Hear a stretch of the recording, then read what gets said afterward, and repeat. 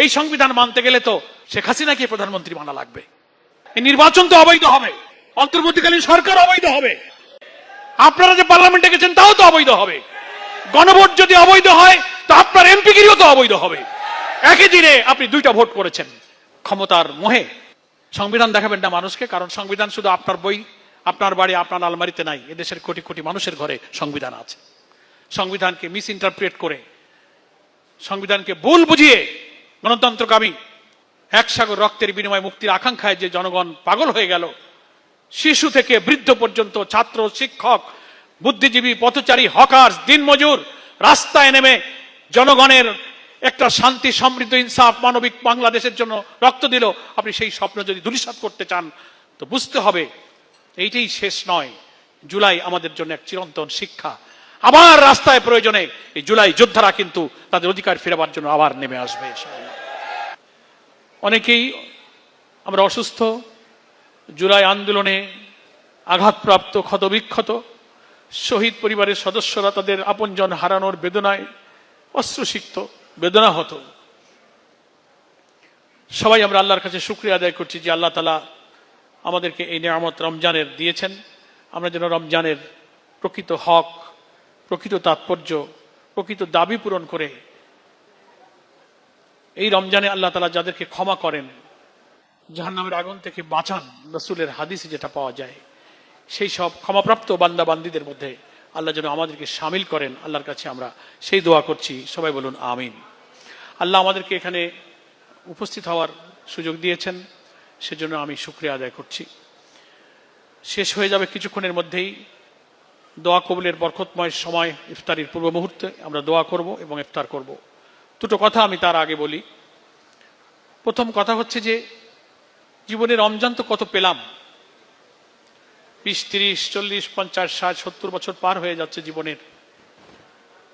রমজানের ফজিলতের বর্ণনাগুলো, লোভনীয় কথাগুলো, ক্ষমার কথাগুলো, দোজখ থেকে বাঁচার কথাগুলো শুধু শুনছি।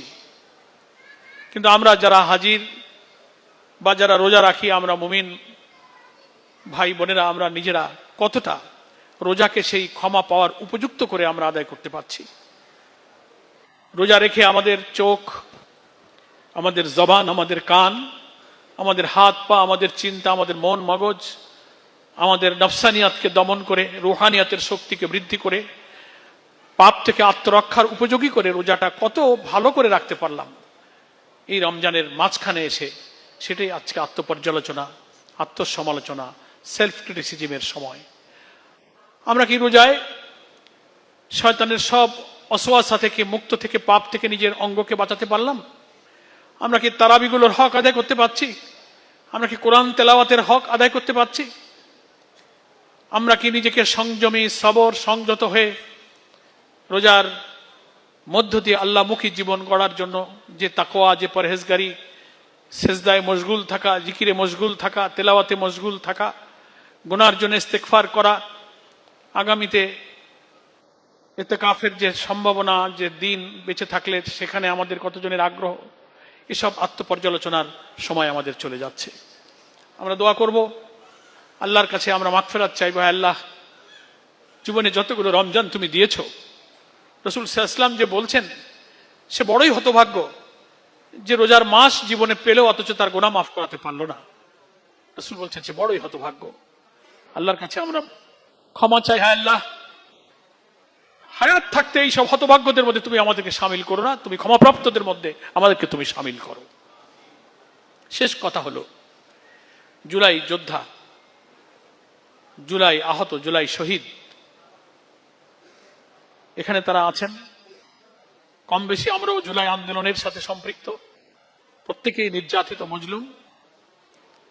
যে স্বপ্ন, যে গণ আকাঙ্ক্ষা নিয়ে 18 কোটি মানুষের পক্ষে তারুণ্যের এই শক্তি, মৃত্যুঞ্জয়ী শক্তি, অকুতোভয় অদম্য সাহস নিয়ে যারা অত্যাচারী শাসকের বিরুদ্ধে লড়াইতে নেমে দিনকে বদলে দিয়েছিলেন, নতুন বাংলাদেশের একটা অভিযাত্রায় আমাদের যে যাত্রা শুরু হয়েছিল, আমরা ভেবেছিলাম ফ্যাসিবাদ বিরোধী আন্দোলনে যারা একসাথে আমরা লড়াই করেছিলাম, আমরা সবাই গণ আকাঙ্ক্ষাকে ধারণ করব, জুলাইয়ের চেতনাকে ধারণ করব, গণতান্ত্রিক আকাঙ্ক্ষাকে ধারণ করে বিদ্যমান রাষ্ট্র কাঠামো পরিবর্তন করে আমার যে নতুন রিফর্ম, নতুন সংস্কার, যে জুলাই সনদকে আমরা স্বাক্ষর করেছি তার ভিত্তিতে সংবিধান পরিবর্তন হবে, আমাদের দেশটা নতুন হবে। নতুন কোন স্বৈরাচারের জন্ম হওয়ার সুযোগ আমাদের আইনে সংবিধানে থাকবে না। শাসক যে আসবে সে অত্যাচারী হতে পারবে না। রাষ্ট্রপতি প্রধানমন্ত্রী ক্ষমতার ভারসাম্য হবে। ক্ষমতায় এসে আজীবন ক্ষমতায় থাকার স্বপ্ন থাকবে না। রাষ্ট্রের প্রত্যেকটি বিভাগের অন্ধে অন্ধে দুর্নীতি বাসা বাঁধবার কোনো সুযোগ পাবে না। তেমনি করে আমাদের জুডিশিয়ারি, আমাদের সিভিল অ্যাডমিনিস্ট্রেশন, আমাদের পাবলিক অ্যাডমিনিস্ট্রেশন, আমাদের ডিফেন্স, আমাদের সব কিছুকে আমরা সেভাবে সাজাবো। সবাই আমরা সেই জুলাই সনদে স্বাক্ষর করেছিলাম। কিন্তু দুর্ভাগ্য, অত্যন্ত বেদনা নিয়ে আজকে জাতি এই রমজানে দেখতে পাচ্ছে জুলাই আন্দোলনের সবচেয়ে বেনিফিশিয়ারি হিসেবে যারা আজকে ইলেকশন ইঞ্জিনিয়ারিং এর মধ্যে দিয়ে যারা ক্ষমতার মসনদে বসলেন, কিভাবে জাতিকে বিস্মিত করে সেই জুলাই সনদকে অস্বীকার করে জুলাই সনদকে এড়িয়ে চলার মতো একটা সর্বনাশা পথে তারা যাত্রা শুরু করেছেন। জাতির জন্য এটা বড় দুর্ভাগ্য। আমরা তাদেরকে স্মরণ করিয়ে দিব। শিক্ষা নিন 5ই আগস্ট থেকে। ক্ষমতায় একবার উঠলে পরে আজীবন ক্ষমতায় থাকার যে দাম্ভিকতা, অহংকার, প্রতিপক্ষের উপরে যে আক্রোশ, রাজনৈতিক ভিন্ন মতের উপরে যে প্রতিহিংসার আগুন জ্বালিয়ে আজীবন ক্ষমতায় থাকার স্বপ্ন বিপ্লবী ছাত্র জনতা কি করে খান খান করে দেয়, 5ই আগস্টের দিকে তাকে তার থেকে শিক্ষা গ্রহণ করুন। এখনো ফিরে আসার সময় আছে। জুলাই সনদে আমরা যারা স্বাক্ষর করেছিলাম জাতীয় সংসদের দক্ষিণ প্লাজায়, সেখানে আপনারাও ছিলেন। যে অঙ্গীকারে আমরা স্বাক্ষর করি সেখানে এটা পরিষ্কার বলা আছে 84টি ঐক্যমতের প্রত্যেকটি বিষয়ে যা যা আমরা মেনে নিয়েছি তার সবকিছু জুলাই সনদ আমরা সবাই মেনে নিব। শেষে সংবিধান সংস্কার আদেশ হলো, সেটা গণভোটে চলে গেল।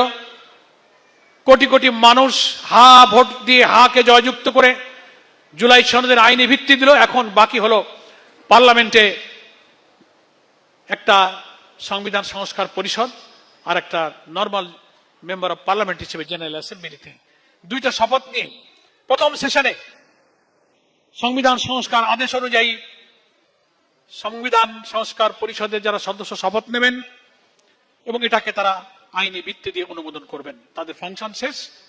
দ্বিতীয় পর্বে তারা মেম্বার অফ পার্লামেন্ট হিসেবে, সাধারণ সংসদ সদস্য হিসেবে 5 বছর ন্যাশনাল অ্যাসেম্বলিতে দায়িত্ব পালন করবেন। হঠাৎ করে তারা বললেন না আমরা শপথ গ্রহণ করব না। শপথ সংবিধানে নাই। আজব ব্যাপার। আপনারা যে জুলাই সনদে স্বাক্ষর করেছেন ওই সনদের মধ্যেই সংবিধান সংস্কার পরিষদের শপথনামা আছে। আপনি সেটা শপথ নিতে বাধ্য। আপনি যদি আজকে সংখ্যাগরিষ্ঠতার জোরে এটাকে অস্বীকার করেন তাহলে আপনাদেরকে বলতে আমরা বাধ্য হব যে পূর্বসূরীরাই কিন্তু এই আচরণ করেছে। সংখ্যাগরিষ্ঠতার জোর কখনো কোটি কোটি মানুষের গণভোটে হা জয়যুক্ত করে জনগণের অভিপ্রায় হচ্ছে সব আইনের সবচেয়ে ঊর্ধ্বে সবচেয়ে বড় শক্তি। সেই শক্তিকে উপেক্ষা করা আপনাদের উচিত হচ্ছে না। সংবিধানে নাই তো সংবিধানে এই নির্বাচনও তো ছিল না। আপনি যদি সংবিধানের প্রতি, যে সংবিধানকে আমরা সংবিধানকে সংস্কার করতে চাচ্ছি, যার জন্য এত সংস্কার, যার জন্য ছাত্র জনতার এত রক্ত, এত চোখের পানি, আপনি যদি সেই নতুন বাংলাদেশকে অস্বীকার করে কর্তৃত্ববাদী শাসনের দলিল হিসেবে যে সংবিধানকে পূজা করেছে যারা, সেই সংবিধানকে যদি এখন রেফারেন্স ধরেন তাহলে আপনাকে তো এটাও মানতে হবে এই সংবিধান মানতে গেলে তো শেখ হাসিনাকে প্রধানমন্ত্রী মানা লাগবে। এই নির্বাচন তো অবৈধ হবে, অন্তর্বর্তীকালীন সরকার অবৈধ হবে, আপনারা যে পার্লামেন্টে গেছেন তাও তো অবৈধ হবে। গণভোট যদি অবৈধ হয় তো আপনার এমপিগিরিও তো অবৈধ হবে। একই দিনে আপনি 2টা ভোট করেছেন। চক্রান্ত করে আপনি লয়ার ঠিক করে পার্লামেন্টে গিয়ে রিট করেছেন। সেখানে আপনি সংবিধান সংস্কার আদেশের বৈধতা, গণভোটের বৈধতা, নানান প্রশ্ন তুলেছেন। আজব ব্যাপার, এই প্রশ্ন যে আপনার দিকে ছুটে যাচ্ছে। ক্ষমতার মোহে সংবিধান দেখাবেন না মানুষকে, কারণ সংবিধান শুধু আপনার বই, আপনার বাড়ি, আপনার আলমারিতে নাই। এদেশের কোটি কোটি মানুষের ঘরে সংবিধান আছে। সংবিধানকে মিস ইন্টারপ্রেট করে, সংবিধানকে ভুল বুঝিয়ে গণতন্ত্রকামী একসাগর রক্তের বিনিময়ে মুক্তির আকাঙ্ক্ষায় যে জনগণ পাগল হয়ে গেল, শিশু থেকে বৃদ্ধ পর্যন্ত, ছাত্র, শিক্ষক, বুদ্ধিজীবী, পথচারী, হকার, দিনমজুর রাস্তায় নেমে জনগণের একটা শান্তি, সমৃদ্ধ, ইনসাফ, মানবিক বাংলাদেশের জন্য রক্ত দিল। আপনি সেই স্বপ্ন যদি ধূলিসাৎ করতে চান তো বুঝতে হবে এইটাই শেষ নয়। জুলাই আমাদের জন্য এক চিরন্তন শিক্ষা। আমার রাস্তায় প্রয়োজনে এই জুলাই যোদ্ধারা কিন্তু তাদের অধিকার ফেরাবার জন্য আবার নেমে আসবে। রোজার দিনে এত কঠিন কথা বলতে মন চায় না, কিন্তু আপনারাই হচ্ছেন জুলাই আন্দোলনের বেনিফিশিয়ারি। আপনি সেই বেনিফিটের জায়গায় গিয়ে আপনি চোখটা সরিয়ে নিলেন। আপনি জুলাই শহীদদের চোখের পানি, ক্ষতবিক্ষত দেহের আহাজারিগুলো খেয়াল করলেন না? এখনো সময় আছে। অন্তর্বর্তীকালীন সরকারের একজন সাবেক উপদেষ্টা সৈয়দ রেজওয়ানা হাসান আত্মস্বীকৃত একজন ইলেকশন ইঞ্জিনিয়ারিং এর একজন রাজ সাক্ষী, ভাইরাল হয়েছে। তিনি জামাত ইসলামকে ইঙ্গিত করে বলেছেন মেইন স্ট্রিম রাজনীতির শক্তি হিসেবে পার্লামেন্টে তারা আসতে না পারে বলে সেই চেষ্টা করে তারা সমর্থ হয়েছে তাদেরকে সেই পার্লামেন্টে 168 আসনে জেতবার যে সম্ভাবনা, সেইখানে 100কে থামিয়ে দিয়ে 68তে থামিয়ে দেওয়া হয়েছে। যে ইঞ্জিনিয়ারিং এ আপনারা সেখানে ছিলেন, আপনাকে বলতে হবে আপনার সাথে ইঞ্জিনিয়ারিং এ কারা কারা জড়িত ছিল। খলিলুর রহমান, ডক্টর ইউনূস সাহেবের যিনি সিকিউরিটি অ্যাডভাইজার ছিলেন, যিনি লন্ডন কনস্পিরেসির নায়ক, আমাদের সাংবাদিক সম্মেলনে আমরা আজকে তার নামও বলেছি। তারাই আজকে যারা জুলাই সনদকে অস্বীকার করছেন তাদেরকে ইঞ্জিনিয়ারিং করে ক্ষমতায় বসিয়েছেন, আর এখন সেই জুলাই সনদকে অস্বীকার করতে চান।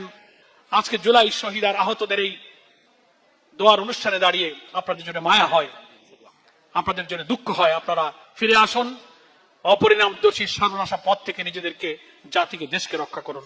আজকের আয়োজক ন্যাশনাল ডক্টরস ফোরাম ঢাকা মহানগরী দক্ষিণ শাখাকে ধন্যবাদ জানিয়ে মহান আল্লাহ তাআলার কাছে আমাদের সিয়াম সাধনা, আমাদের গোনা, আমাদের তওবা, ইস্তেগফার আল্লাহ তাআলা যেন কবুল করুন, এই তৌফিক কামনা করে আমি আমার বক্তব্য শেষ করছি। আমা তৌফিকে ইল্লা বিল্লাহ। আসসালামু আলাইকুম ওয়া রাহমাতুল্লাহি ওয়া বারাকাতুহু।